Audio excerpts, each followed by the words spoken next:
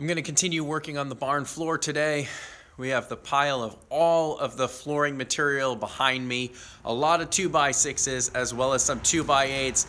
We'll take a look because I need to come up with a pattern here to distribute or mix up the 2x6s with the 2x8s. So way more 2x6s than 2x8s here. In total, this should be more than enough to do the floor through the whole barn and probably build new sliding doors as well. I've done a little bit of figuring, and I think I need to do 4 boards or 4 planks of 2x6 to 1 row of 2x8 in order to make my way down the remainder of the barn with sprinkling in 2x8s at regular intervals. So that's going to be my approach. Since the last video on this barn floor, I have laid in the planks from here over, coming around this post, and there are a few courses of 2x6 in there. Everything on that side of the post is actually 2x8 because that was the first round of material that came in. From this point on, I will be doing the mix of 2x6 and 2x8.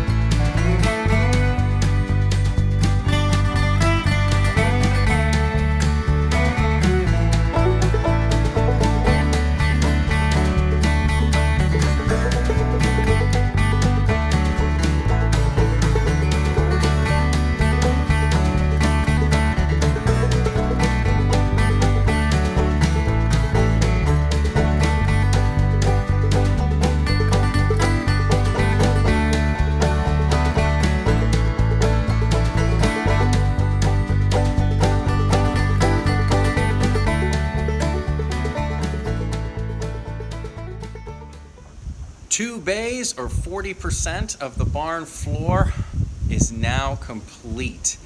So at this point, it's time to start ripping up more floor in the center aisle through the next bay.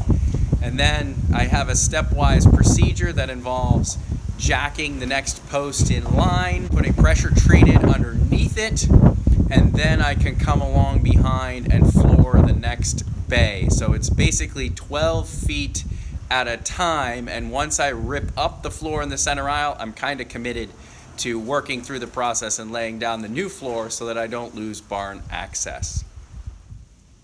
So this is what I mean. All of this flooring up to that next post needs to come out. That post, really the sills underneath it, need to get picked up about 1.5 inches so that pressure treated can go underneath it. And then I've got mid-span supports on that member. I'll do it on this member and also the member that's running across the center under the tractor. So all of that has to happen before I can proceed forward with the flooring. Another thing that needs to happen before I get up to that next sill, and probably right after I jack that post there, is to actually put some pressure underneath that beam and then put a post in, probably right there, dropping down to that sill.